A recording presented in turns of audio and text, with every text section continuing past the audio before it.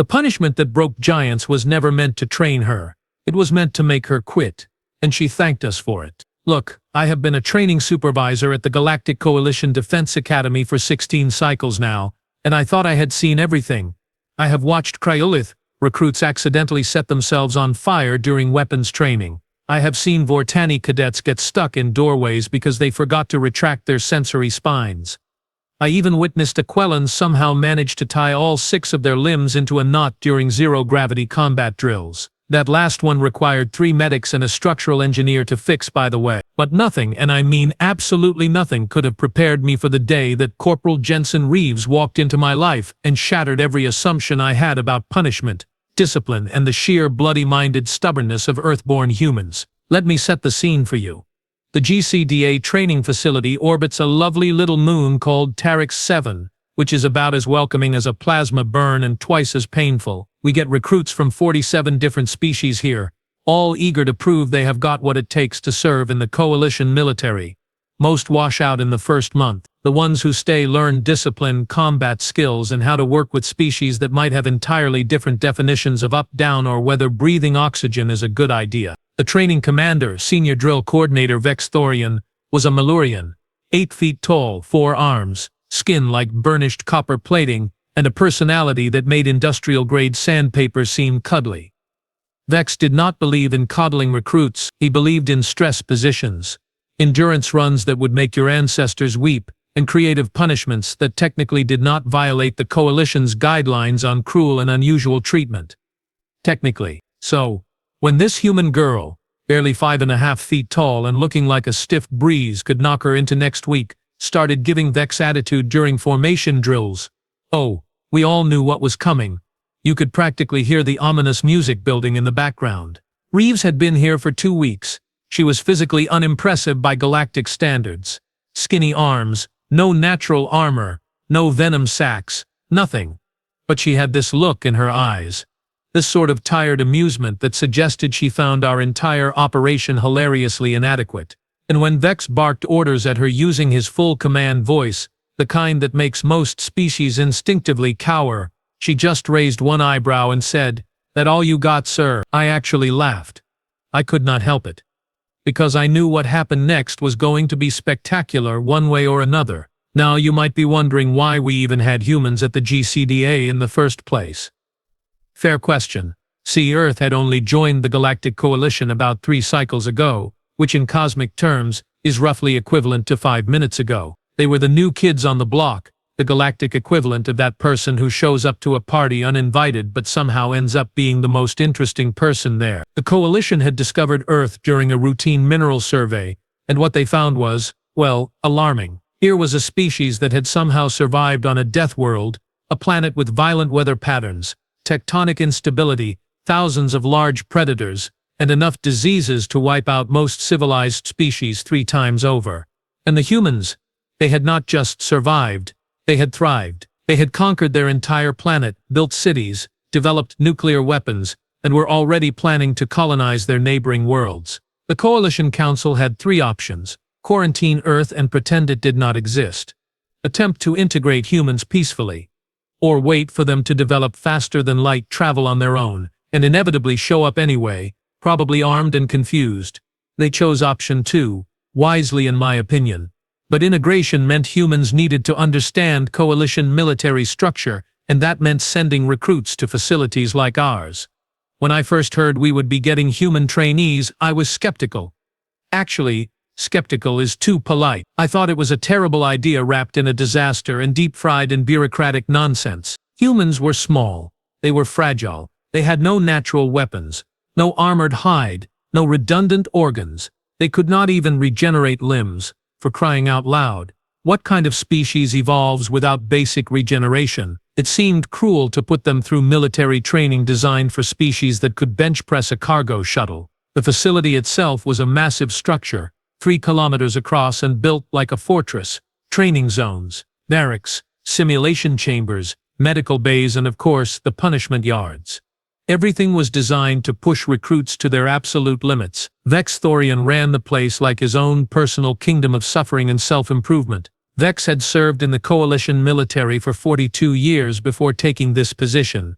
He had seen combat on 17 worlds, survived 3 wars, and lost count of how many recruits he had molded into proper soldiers. He had his methods, and those methods had worked for decades. Physical conditioning until you could not feel your limbs, mental stress scenarios that made you question reality, and when someone stepped out of line, punishment duty that made regular training look like a relaxation spa. The cultural clash was inevitable. Most coalition species had strict hierarchies, instinctive deference to authority figures, biological imperatives toward obedience. Humans, as I would learn very quickly, had precisely none of those things. They had something else entirely, something that Vex would discover the hard way. Something called spite. After Reeves made her little comment, Vex went very still. You know that moment when a predator stops moving right before it strikes? Yeah, it was like that, except instead of teeth and claws, Vex had a clipboard and the authority to make someone's life absolutely miserable within legal parameters.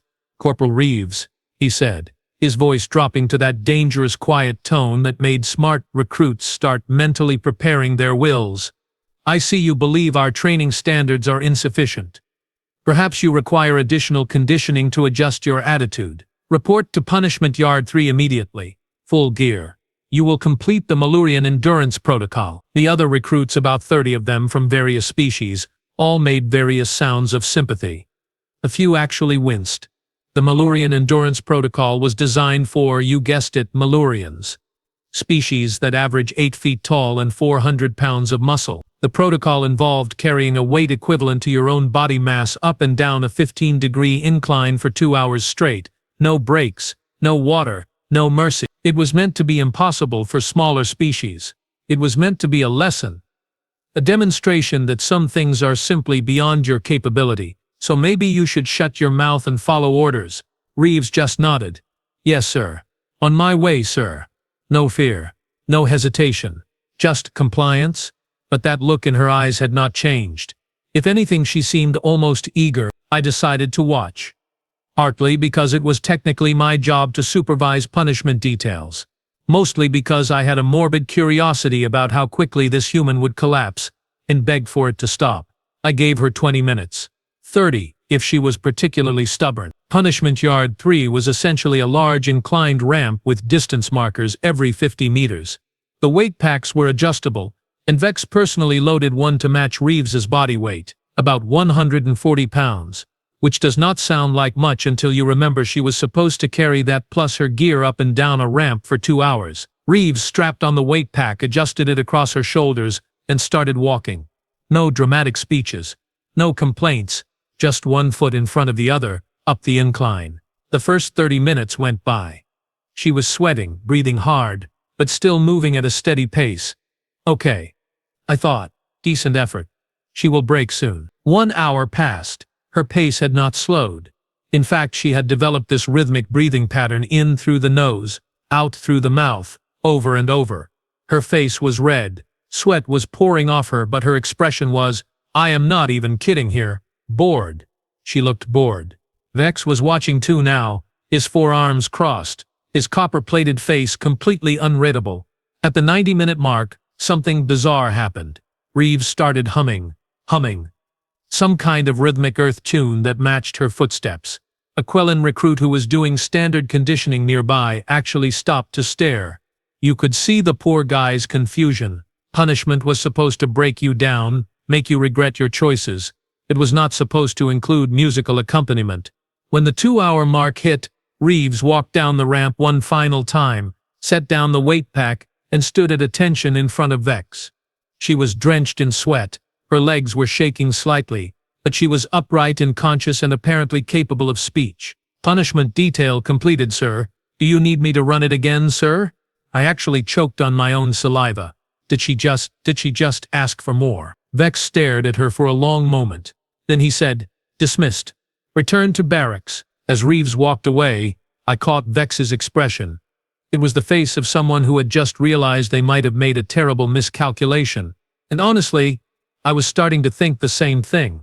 Now, a reasonable person might have looked at what just happened and thought, maybe this human is tougher than she looks. Perhaps I should adjust my approach. But Vex Thorian had not become senior drill coordinator by being reasonable. He had gotten there by being stubborn, inflexible, and utterly convinced that his methods were infallible. So naturally he decided the problem was not his assessment. The problem was that he had gone too easy on her. The next day, Reeves got called out during morning formation again. This time Vex assigned her the Krellian Stone March. For those unfamiliar, Krellians are these massive rock-like beings from a high-gravity world. Their punishment protocols involve carrying progressively heavier stones across a 10-kilometer course. The twist: you add another stone every kilometer. By the end you are supposed to be carrying a weight that would crush most species into paste. Vex modified it, of course. He was not trying to actually kill her. Just break her spirit, make her admit she was in over her head, teach her some humility. The weight progression was scaled down to what he calculated a human could theoretically survive. Theoretically being the key word there. "You will complete this by sunset, Corporal," Vex announced. "Failure to finish results in repeating the entire exercise tomorrow, and the day after that, and the day after that, until you either succeed or request discharge from the program." Reeves saluted. "Understood, sir." 6 hours later she finished. Exhausted, yes. Shaking, absolutely. But finished. She crossed the final marker, set down the stones with exaggerated care, and reported completion. Vex checked the timestamps 3 times. He clearly thought there had been some mistake, some error in the tracking system. There was not. Word started spreading through the facility. Other recruits began hearing about the human who kept surviving punishment details that should have hospitalized her. A few of the cockier ones, mostly Dorvani and a couple of Yeltrin, decided they wanted to prove they could do better. Show up the little human. Vex, seeing an opportunity, allowed it. He set up the same Krellian Stone March for 3 volunteers. These were large recruits, mind you. Species built for physical labor. Natural advantages in strength and endurance. 2 of them quit halfway through. The third, a Dorvani named Krell, who was absolutely massive and had been talking endless trash about human weakness, made it to kilometer 8 before he collapsed. Not passed out, just stopped. Laid down. Refused to continue. Said, and I quote, "This is insanity. No rational being would subject themselves to this." Meanwhile, Reeves was in the barracks, calmly doing maintenance on her equipment like nothing had happened. Vex was not done. Over the next week he escalated. Sleep deprivation marches, stress position holds for hours, combat drills in environmental suits set to uncomfortably high temperatures. Every single punishment in the manual thrown at this one human recruit who had dared to question his authority, and every single time, Reeves completed it. Not easily.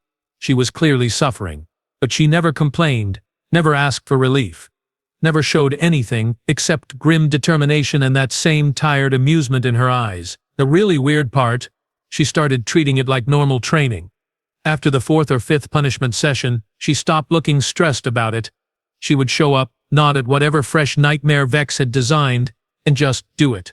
Like it was her job, which technically I suppose it was, but most people do not approach torture-adjacent physical conditioning with the enthusiasm of someone filing paperwork. Other recruits started giving her a wide berth.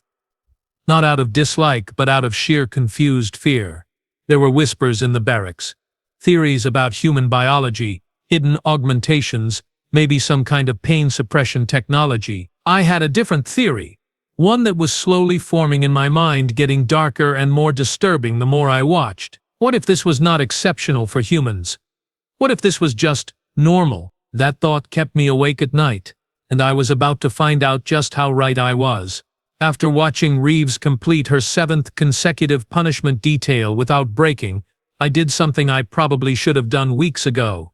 I went to the archive terminals and started researching human military history. Not the sanitized overview the Coalition provided. The actual detailed records that Earth had uploaded to the galactic database when they joined. What I found made me want to crawl under my desk and hide. See, I had assumed that humans were like most species. Military training was about teaching skills, building discipline, fostering teamwork.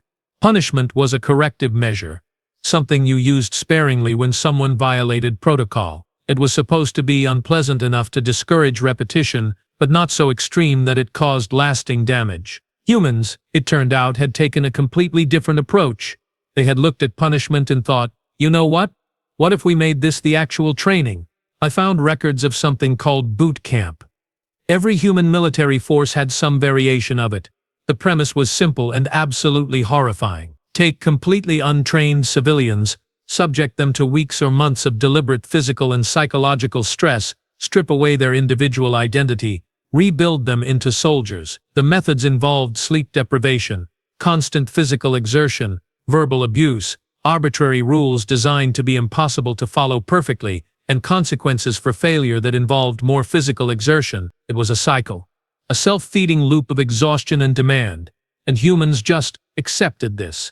They considered it normal, expected even, but it got worse. Oh, it got so much worse. I found documentation on something called Hell Week. This was a specific training program used by elite human military units. 5.5 days of continuous physical activity with a total of maybe 4 hours of sleep. 4 hours. Across 5 days, they ran hundreds of kilometers, swam through freezing water, carried boats on their heads, did endless calisthenics in the sand, all while instructors screamed at them and actively tried to make them quit. The failure rate was over 70%. 70% of candidates, who were already in peak physical condition and had volunteered for this nightmare, could not complete it, and the ones who did, they considered it a badge of honor. They were proud of having survived something specifically designed to break human limitations. I sat back from the terminal and just stared at the wall for a solid 10 minutes. Humans had evolved on a death world. Fine. Lots of species come from harsh environments. But most species, when faced with a dangerous environment, develop better tools, stronger shelters, ways to avoid the danger. Humans had looked at their dangerous environment and decided to make themselves more dangerous than it was. They had turned suffering into a teaching method, pain into a curriculum. There were records of marathon runs, distances that should have killed them. Humans did these for fun, for recreation. They paid money to subject themselves to obstacle courses filled with fire, electricity, and ice water. They called it entertainment. One particular file caught my attention. A human military saying, "Pain is weakness leaving the body." I read that line probably 15 times, trying to understand the mindset behind it. They had literally weaponized discomfort, turned it into a positive trait, convinced themselves that suffering made them stronger, and then built entire institutions around that concept. The growing horror I felt was matched only by a reluctant, creeping admiration, because the thing is, it worked. Human military forces, pound for pound, were among the most effective in their planet's history. They had fought wars in every climate, every terrain, against enemies with superior numbers or technology, and they won through sheer bloody-minded refusal to quit. Vex had not been punishing Reeves, he had been giving her a workout, a light one, by her standards. I checked her file more carefully. Before joining the coalition military, she had served in something called the United States Marine Corps. I looked up their training program. 13 weeks of boot camp that made our standard protocols look gentle, then additional specialized training, then deployment to active combat zones on Earth, where she had, oh good grief, voluntarily participated in mountain warfare exercises in sub-zero temperatures. Reeves was not tough for a human. She was average, maybe even on the lower end of stubbornness compared to some of the truly unhinged examples I was reading about. I closed the terminal and walked to the observation deck, staring out at the stars. Somewhere out there was Earth, a planet that had produced a species that considered torture-adjacent training to be standard operating procedure. A species that had not just survived their nightmare world, but had learned to love the pain of it, and we had invited them into the coalition. We had given them access to our military structure, our technology, our tactical databases. I started laughing, quietly at first, then louder. Because what else could you do when you realized your entire civilization had accidentally recruited a species of voluntary masochists who thought suffering built character? This was going to be interesting. Vex Thorian was not a stupid being. Stubborn, yes. Prideful, absolutely. But not stupid. He had noticed that his punishment sessions were not having the desired effect on Reeves. But instead of backing down, instead of admitting that maybe his approach was flawed, he decided to go nuclear. He called it the Crucible Protocol. 72 continuous hours of rotational stress exercises. You would cycle through different punishment yards, performing various tasks designed for different species, with only 5-minute breaks every 6 hours to consume nutrient paste and use the facilities. No sleep, no extended rest. Just constant movement, constant strain, constant demand. The protocol was technically on the books, but it had only been used twice in the facility's entire history. Both times on recruits who had committed serious infractions. One had quit after 18 hours. The other had lasted 34 hours before medics forced him to stop due to organ stress. Vex pulled Reeves aside after morning formation. I was close enough to hear the conversation, pretending to review training schedules on my datapad. Corporal Reeves, your attitude continues to demonstrate a fundamental lack of respect for this facility's standards. I am assigning you the Crucible Protocol, effective immediately.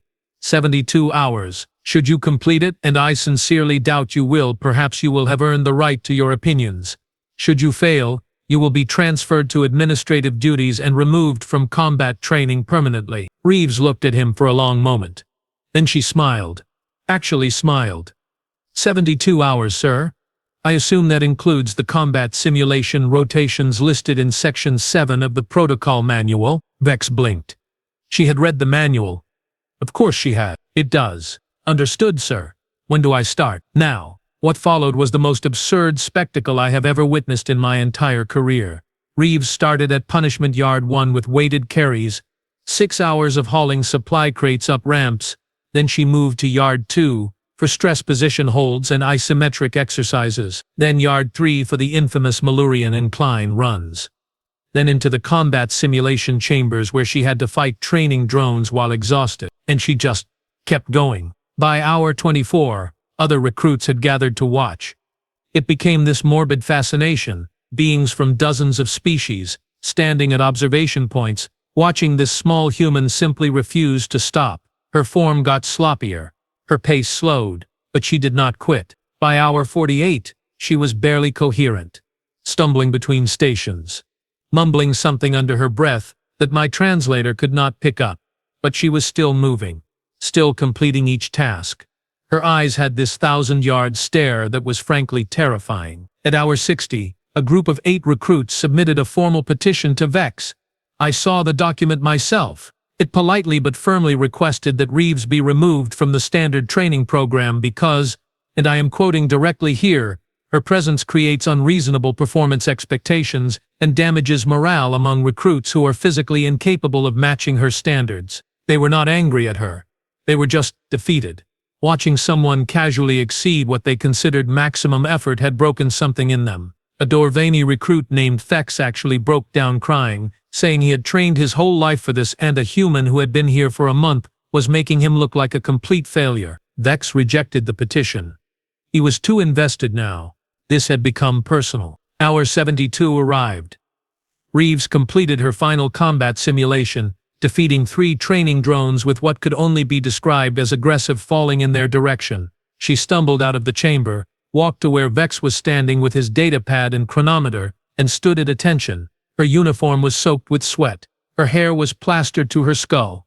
She was swaying slightly, but she was upright. Crucible protocol completed, sir. Time logged at 72 hours, 4 minutes, 17 seconds. Do you have additional conditioning exercises, or am I cleared to return to standard training rotation, sir? Vex just stared at her. His datapad slipped from one of his hands and clattered on the floor. Somewhere in the background I heard a Quellan recruit whisper, "What is she?" I wanted to answer. She was human, and that apparently meant something very different than any of us had understood. The facility record board lit up with notifications. Endurance records, shattered. Punishment completion times, obliterated. New baselines established that would likely stand for decades. All by one utterly average human who was currently asking if there was more work to do. Vex dismissed Reeves to the medical bay for evaluation.